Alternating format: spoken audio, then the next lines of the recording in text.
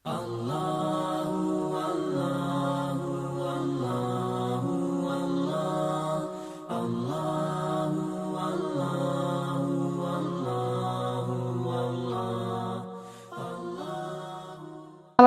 Faisal wiilkan waxaa la dhahaa Yunis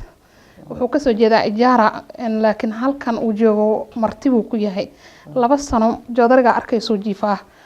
wiilkan marka hoos u sii fiirisid marka hore waxaa laga duleeliyay meeshaas madow haddana waxaa laga duleeliyay halka hoose labada indhood wuu qabay ishaas waxay ka dhacday hadda 6 bilood muddo laga joogo wuxuu qabaa dhikar xanuunkiisana wuxuu bilowday asagoo South Africa ku maqan uu ka shaqaysan jiray laakiin markay kale xanuunkii uu ku dhacay Soomaalida South Africa lacag u soo aruurisay diyaarad baa la soo saaray halkan la keenay Yunis hooyadiis markaas way nooleed pressure ayaga dhan way qabaan walaalkiis wiil kala dhashana sokor buu qabaa iyo pressure maamadii say u fikiraysay pressure ku dhuftay maskaxda isbitaal la keenay waxa la dhahay maskaxdu ku dhuftay tadawbar ka bacdi way dhimatay hadda asaga waa kana kaliyahana wala isha dhiiga ku kacay adoo qof xanuunsan oo iska jiifo uu fikiraha dhiikarna wuu qabaa gaaris way kulush hadda kuleelkan waa arkaysa guriga ku jiro safiita malahan kuleelka waa zaid hadda marka uu imaanayna meeshan uu fadhiyay wuxuu u soo fadhistay ma jiifi karo qofkii waana qof xanuunsan oo kaliya laga hay isbitaalka Alliance la dhahaa lagu dhaqa kaliya looga nadiifiyaa bishii 4 jeer la dhaqa meeshan hadda meeshan arkaysa soo ma aragtid halkan marka hore la duleeliyay hadda way yara bogsoonaysaa halkan waa la kari waa inta laga duleeliyay haddana markii labaad haye Yunis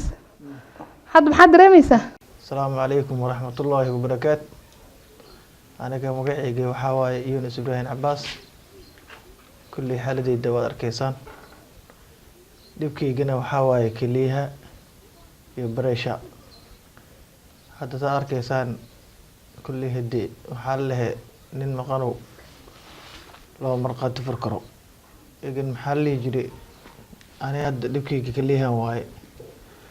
caawinaadna waan u baahanahay oo in maxalli jiri kaliyahan in Hindiya liigiyo oo kaliyahan maxalli jiri liga soo maxallahay liga bixiyo hatta doonaska cunugii oo kalida laga bixinayo walaalkay waan haastaa tigidhkan ku bixi lahay oo Hindiya ku gaar lahaa ayaan la ahay markuu sheegay lacagta oo kugu baxayso lacag ahaan lagu sheegay waa la sheegay ha lacagtu xalidey waa 3 milyan ilaa 4 milyan oo ka yimaanaya miya $40,000 miya marka waa haysta qofkii ku siin la doonayay waan haastaa maanta uu joogo had sanadu iman kara had sabaan keen kara wallahi ni alxamdulillah kulli okay ishan waxa u jeedaa ishan ka dhacday ishan maxaa kaaga dhacay ishan barasha iga soo riday barash dhiikana kugu dhacay okay marka isha dhama laga saaray ana fadho oo inta maqal tukaday nabad iska qabo وما مدحان إحنا دا ماشان ما مدين واحد لقى سوق لي إيش هو أسكت صار عادي إيش هو أسكت صار عادي أنا كسر عادي هذا لا قليل هذا لا قليل سؤال متى عادي سدح برجل المتى ما عند ميسي محليك دكتور بلازا محليك بيجي العق لحد نكون عليه صار إشي هذا ليش أنكر وحنا كارك تحت النجيس كان وحفي عن كماركاي وحنا كأكيسي ما وحفي عن كماركات وكيلا صدق كنا عليه قري صدق كنا تودوني ما بهاي والله الحمد لله كل يدي ما أنا لو فاني ما أنا لو أكر دوا حنو حسن لحوا ما جن لفرا بسم الله الرحمن الرحيم waxaan ku sugannahay magaalada Garissa gaar ahaan xaafadda ama tuulada Buula Masuri waxaan ku soo booqanay Yunis dibkaysta u jeedin kaliya way fadhiyaan diagnosis lagu sameeyo waa laga nadiifay Soomaali ahaan markaan ka hadlayo qarash xataa looga nadiifay ma haysto indhihiisa mid wuxuu sheegay hal il way ka maqan tahay u jeedin macna video u jeedin إيش waxa ku dhacay kar way soo dhacday ayadoo dhan marka insha Allah cid walba wuxuu kale oo ish noo sheegay saaka maqlayseen kaliyihiisa uu haysta qof kali siiyo si kaliya loogu galiyo laakiin wuxuu haysan dhakhtarkii lagu geelin lahaa kalida oo bedel la operation ku sameyn lahaa lacagta uu isticmaali lahaa marka insha Allah muxsiniinta insha Allah asxaabteeda ummadda Soomaaliyeed ee wanaaga jecel sida dadka hore u caawiseen qof walba wuxuu awoodo inuu caawiyo insha Allah telefoonka korka ku qoran ugu soo dira toos ah macnaha familkiisa kulli asaan ku soo qoreyna telefoonka marka toos ugu soo dira Yunis telefoonka ma noo sheegi kartaa 07 92 160